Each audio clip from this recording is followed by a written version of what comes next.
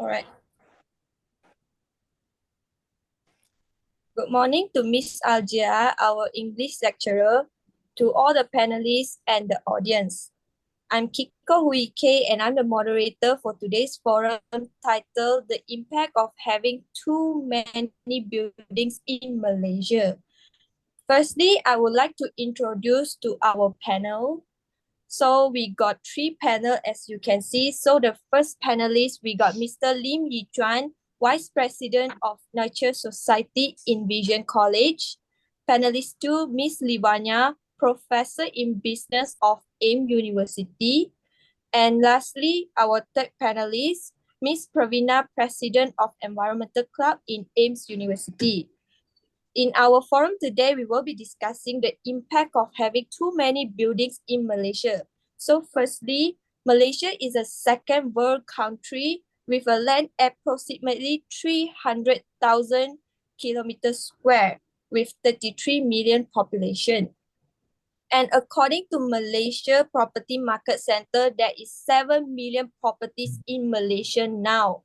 And these include residential properties, industrial building, offices, hotels, and many more. All right. But today we were more focusing on the tall, high building, we also known as skyscraper. The building was so high that it touched the sky, hence the name skyscraper. All right. Is too many skyscraper in Malaysia cause adverse result? Without any further ado, I will pass to panelist 1 and let's see what's his opinion. Panelist 1, Ms. Lim Yi Chuan. So good afternoon, everyone. And thank you for Ms. Kiko for inviting me to join this forum.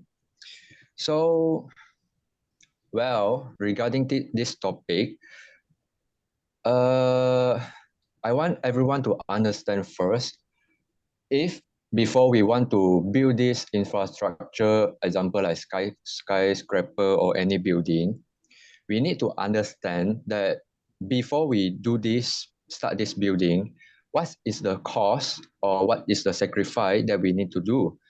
For example, like we need to clear the land, which is by cutting down the trees or the forest. So that's why we can build or start building the skyscraper or the homes. So for example, I can give one example, which is in Malaysia, our largest cities in Malaysia, which is Kuala Lumpur, KL.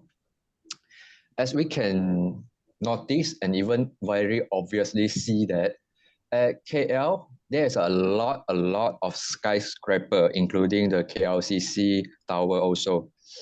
So for me, what is the impact if there is too many building, house, or even the skyscraper? Usually, we can see that from there, especially in the KL city, the center, we know that every year, especially during the monsoon season, there will be a lot of heavy rain, which will cause a lot of trouble, including flooding issue. This is the topic I would like to emphasize about this. It's because this flooding issue is currently become more worsened than before, and it become more financially or even damage to the property for everyone living in the KLCC. So that's why we need to understand first in Malaysia is, as we know that Malaysia is a how to say, a monsoon season country, which every almost whole year we will be facing the monsoon season. So for example, I can list two, like for example, we got two monsoon season, which is the southwest, and then another one is northeast. So for southwest monsoon season, it's usually occur on April to usually like September. So while the northeast season, the monsoon season will usually start around like November to the next year, March. So whenever there is monsoon season, there will be how to say, cause a lot of heavy rain, especially on the city area will be facing the most impact. What is the reason? Is because during this monsoon season, the heavy rain is too large capacity that we unable the city unable to cope it, especially the how to say the existing drainage system. For example, like when during the monsoon season come and the heavy rainfall start, the city only can rely on the river or the drainage system. So when the drainage system or the river cannot hold the capacity, unfortunately, it will cause the river or the drainage system water to overflow. And that's why this is one of the reasons to cause the flooding issue in the city. So I would say that the cost of building all this skyscraper or the building is it will how to say it will wipe up a lot of green cover in Malaysia, especially the forest and the tree. I can give you one example. So, for example, like during the Google Global Forest Map, the Google Global Forest Map had revealed that Malaysia had the highest deforestation rate, which is 14.4% between 2000 to 2012. So during these 12 years, a lot 14.4% of the tree has been wiped out just for the purpose of infrastructure, housing. For of course, got another reason like the plantation, especially like Malaysia, is the second highest palm oil plantation in the world. We just behind from Indonesia only. So even though the for deforestation rate has come down a lot for these recent years, it's still unable to cover up the damage or the worsening of the flood issue, especially in the KL city, especially in the big cities like Kuala Lumpur. So I would say that that's why we need to understand that forest or the tree, especially rainforest, tropical rainforest, is very important since the tropical rainforest is a natural buffer for our buffer for heavy rainfall. So we need to understand that during the monsoon season, when the monsoon season come, and we got enough Sorry to interrupt. recover. Sorry. Sorry, this one you have taken 5 minutes. Do you want to anything continue like your last conclusion? Can. I'm so I will sorry. just can. Okay. I will just summarize it in a very short one. That's mean like, for example,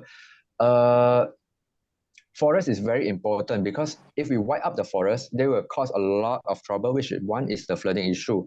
As we know that forest is act as a natural buffer. So when the rainforest can intercept mean when the rainfall intercept 30%, which means when the rainfall is coming down to the forest is able to, how to say, the rainwater will just remain on the branch and also on the leaf and will be evaporate by the sunlight. So remaining will go down into the soil and of course taken out by the tree using the root. So that's why, for me, I would say that a lot the impact of the skyscraper or the housing building will lead to the flooding issue is what I'm trying to say. Thank you. All right, thank you very much, panelist one. So I totally agree with your idea that this actually one of the impact is causing flood in Malaysia. As we can see, since this year, last year, many citizens have been affected due to flood. And then which country is very highest rate of flood? Kuala Lumpur. Because another name we can give Kuala Lumpur is Forest of Steel. Why? Because if you go there, the lack of forest, all they have is steel, the buildings, everything. So the soil couldn't like absorb the rainwater, it will cause for flooding. And also one more thing is, if you can see, Malaysia is getting more heat, the heat wave. That's because of drought. Why drought? If there's a forest, they actually have an ecosystem where the soil actually absorb and the tree absorb the water vapor. If they deforest, they couldn't absorb. What happened? It lead to less rain. But because Malaysia always have raining day is usually end of the year, so there's no worry, it will rain. But what happened here is after the heat wave, then it comes floods. That's why our citizen is really affected. So thank you very much again, panelist one. Now I will go to panelist two, which is Miss Livania. Good afternoon. Thank you so much for giving me this opportunity. In my opinion, I would like to say that a growth of a construction sector, such as building tall buildings, it is in our country is vital as it represents us as a community success. I do acknowledge that the progression of construction sector is usually overlooked is due to the impact it has on the nearby habitats, ecosystem, and also the changes it causes in the nearby landscapes. But we should not ignore the fact that it helps to enhance our country's prosperity. Firstly, I would like to say KL is city of dreams. It is city that is known in Malaysia due to its tall buildings. People know Malaysia due to KL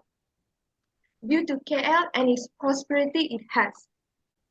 As we observe in KL city, when new commercial buildings are being built, it leads to us having a whole new construction in the neighborhood being constructed.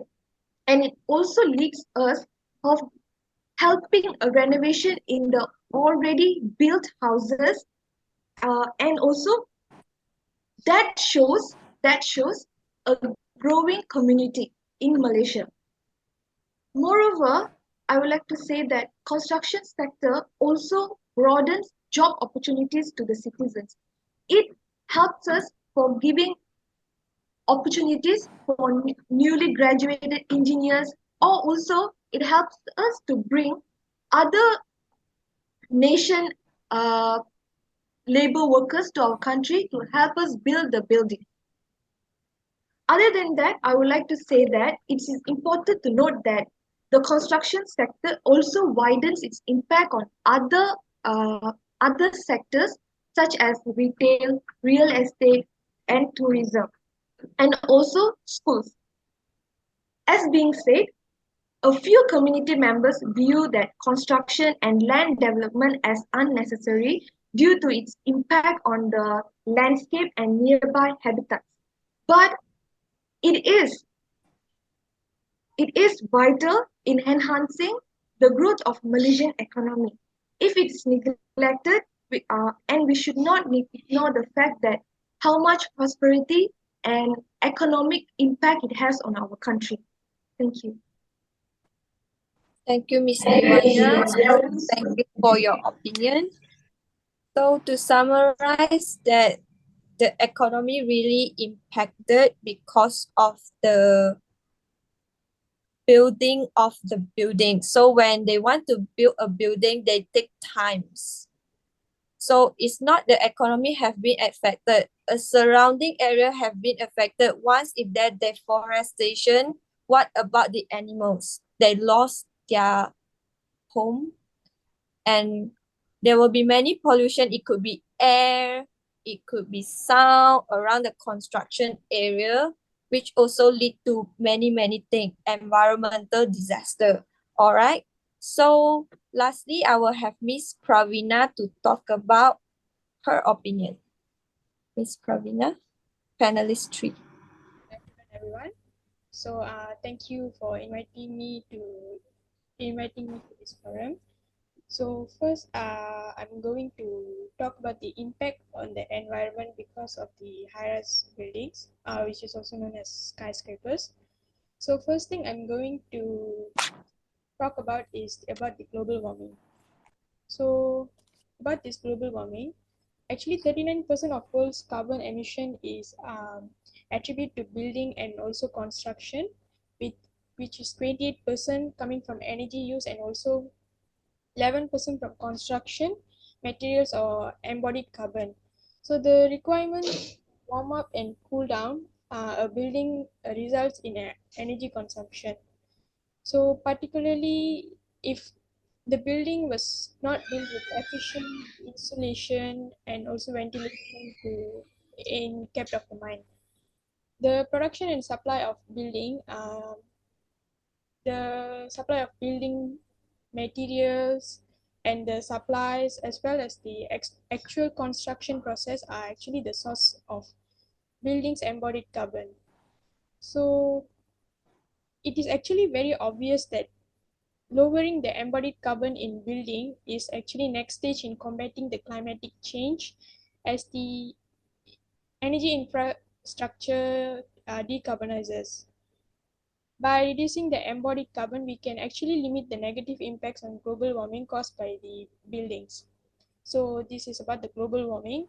And then the second thing I want to emphasize is on the air pollution and also the temperature. So about this, actually the natural wind regime is in public residential areas. Modern city is actually affected by high density of high-rise buildings, and also the air has higher concentration of pollutants due to lack of air exchange. So getting into the lungs of the residents together with inhaled air and also pollutants modify the gas exchange and also cause the oxygen starvation, thereby it cause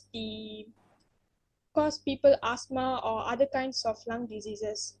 So in this regard, the most interesting are convective currents that arise when the temperature is different between the surface of facades of building now.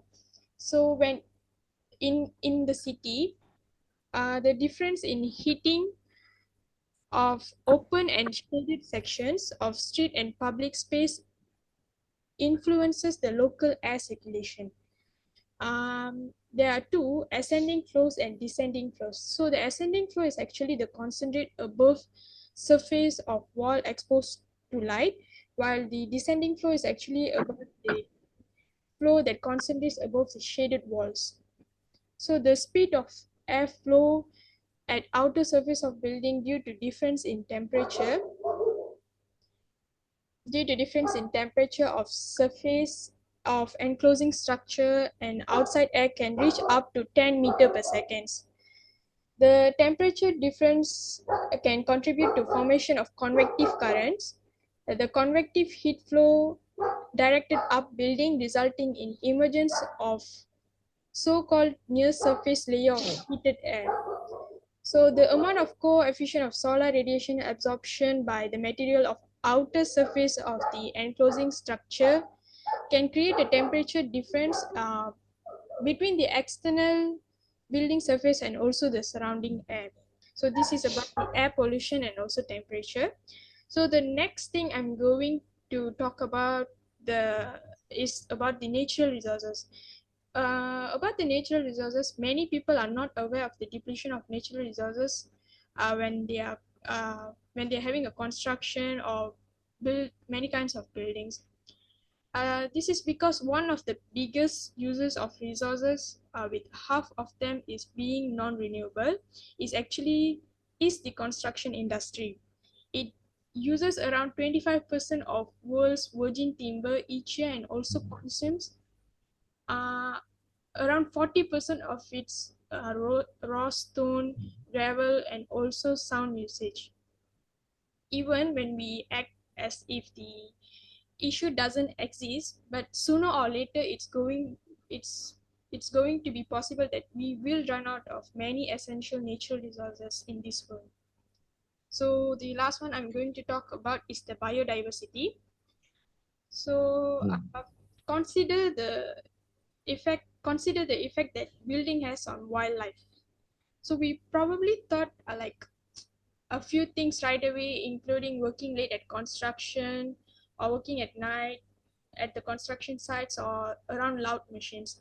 By disrupting their regular day cycle, like noise and light pollution have a negative impact on animals, particularly the bats, badgers, and also birds. So wildlife is affected long term by construction work.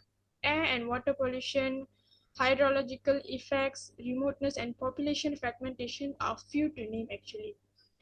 So animals are actually strongly impacted by such changes, which force them to adapt their way of life and also decrease their numbers and also reduce their population.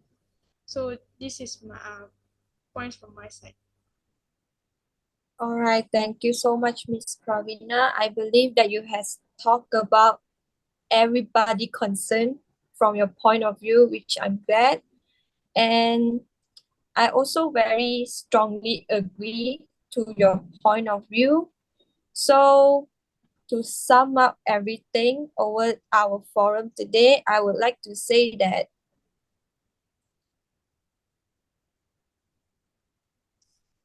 we need to, why do the government keep building so many buildings and it is so high building for what? One of the main thing I want to raise concern here is because of population. That's why I mentioned just now there are 33 million population. So in order for us to have place to stay, they need to have very high buildings so there is no homeless people in Malaysia. However, economy is one thing, the pricing, everything is very hard for us to live in there. So I want to sum up everything. The conclusion is the government should have balancing about building so many building and reserve forests for animals and also for the ecosystem and everything. And that's all for our forum today. Thank you. Thank you, everyone. Yeah, thank you.